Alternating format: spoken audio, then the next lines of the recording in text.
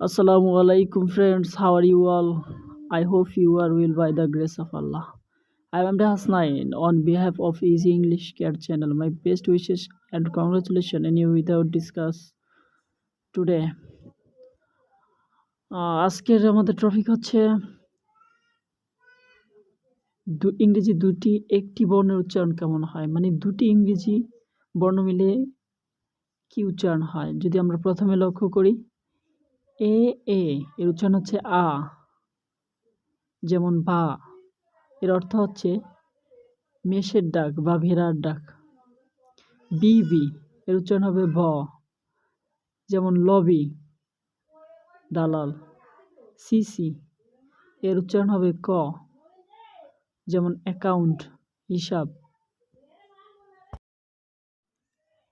D এর উচ্চারণ হবে ড, যেমন অ্যাড, অর্থ যুক্ত করা। ই এর উচ্চারণ হবে রশ্মি এবং দীর্ঘের মতো, যেমন ফ্রি, বিনামূল্য। এফ যার উচ্চারণ হবে ফ এর মতো, যেমন কাফ। জি যার উচ্চারণ হবে গ এর মতো, ঘ, এগ। এইচ এর উচ্চারণ হবে হ এর মতো, এটা খুবই কম ব্যবহার হয়, অতটা সচরাচর ব্যবহার হয় না। আই এটা উচ্চারণ হয় না।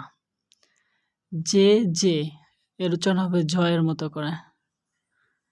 কে এর উচ্চারণ হবে ক। ডাবল কে এটাও খুব কমই ব্যবহার হয়, যেমন ট্রেকিং, লম্বা পদযাত্রা। এল ল এর মতো উচ্চারণ হবে, যেমন বেল, কল।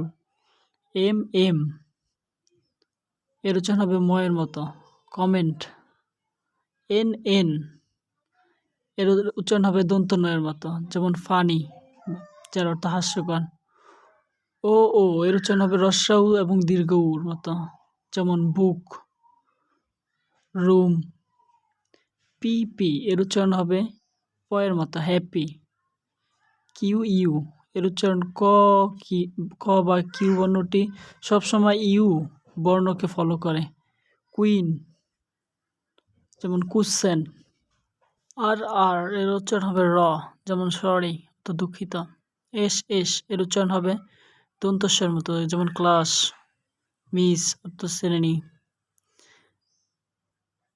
টি এর উচ্চারণ হবে ট এর মতো, যেমন লটারি।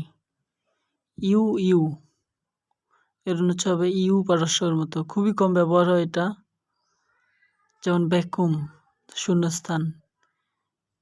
ভি যার উচ্চারণ হবে ভ,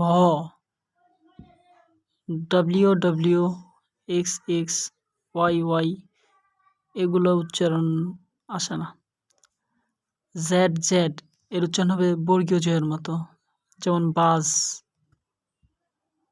ধন্যবাদ বন্ধুরা।